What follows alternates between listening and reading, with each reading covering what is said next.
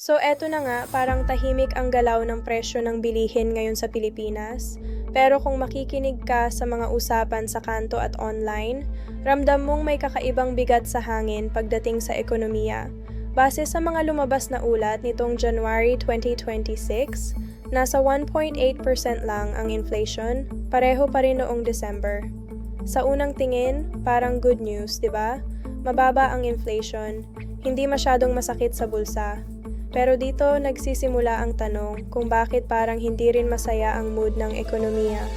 Ayon sa datos, malaking dahilan ng mababang inflation ay ang patuloy na pagbaba ng presyo ng bigas.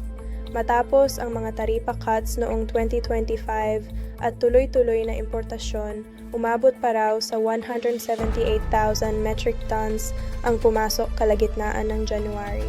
Dagdag pa riyan ang mas mababang singil sa kuryente sa ilang lugar at mas stable na presyo ng gulay. Kaya kahit tumaas ang gasolina at pumasok ang taunang sin tax sa alak at sigarilyo, parang nagkansela-kansela lang ang epekto. Pero sabi ng ilang ekonomista, may ibang kwento sa likod nito. Hindi lang daw ito simpleng galing sa maayos na supply, kundi senyales din ng mahina ang demand. Maraming consumer ang nag-hold back sa gastos base sa obserbasyon dahil sa kaba sa political climate.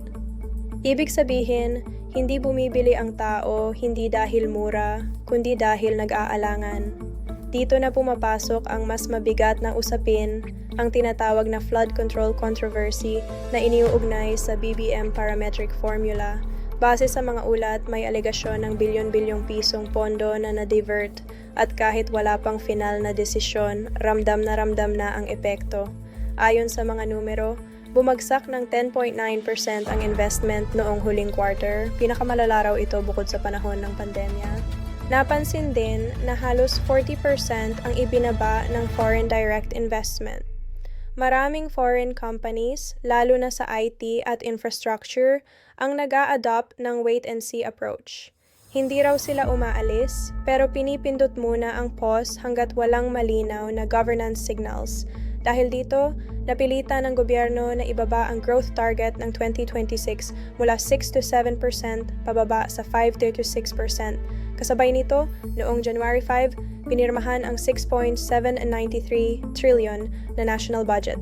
Ang kapansin-pansin, unang beses sa mga nakaraang taon na binawasan ang bahagi para sa infrastructure, nasa 1.7% na lang ng GDP.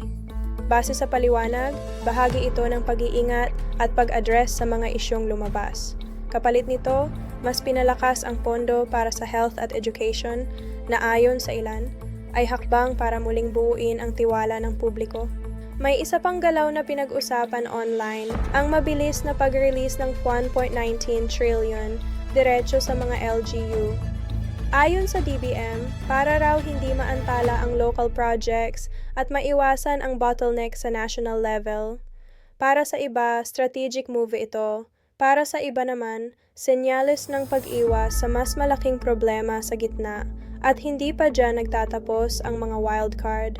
May pangamba rin sa epekto ng bagong US policy na may 1% tax sa outbound cash transfers na posibleng makaapekto sa OFW remittances. Dagdag pa ang inaasahang paghina ng regional growth sa ASEAN ngayong 2026, lalo na't may tensyon sa geopolitics at sobra-sobrang industrial capacity sa China. Sa katunayan, ayon sa ulat, bumaba ng 1.5% ang local manufacturing sa unang bahagi ng taon. Kaya kung pagbabasehan ang timeline, makikita mo ang isang kakaibang picture, mababang inflation sa ibabaw, pero sa ilalim may takot, paghinto at pag-aabang. Maaaring ganito ang nakikita ng publiko na ang katahimikan ng presyo ay hindi agad nangangahulugang maayos ang takbo ng ekonomiya. Kung ganito ang sitwasyon, anong ibig sabihin nito para sa trabaho, lalo na sa IT at government sector? Sa gitna ng paglipat ng pondo papunta sa human capital tulad ng education at health, may mga nagtatanong kung may bagong oportunidad ba o mas mahigpit na kompetisyon ang paparating. Bago tayo magtapos, kung interesting para sa'yo ang ganitong klaseng usapan, huwag kalimutang i-like, i-share, at i-follow ang opinion online. Ikaw, ano sa tingin mo? Ito ba ay simpleng economic cycle lang? O may mas malalim na dahilan kung bakit ganito ang basa ng publiko ngayon?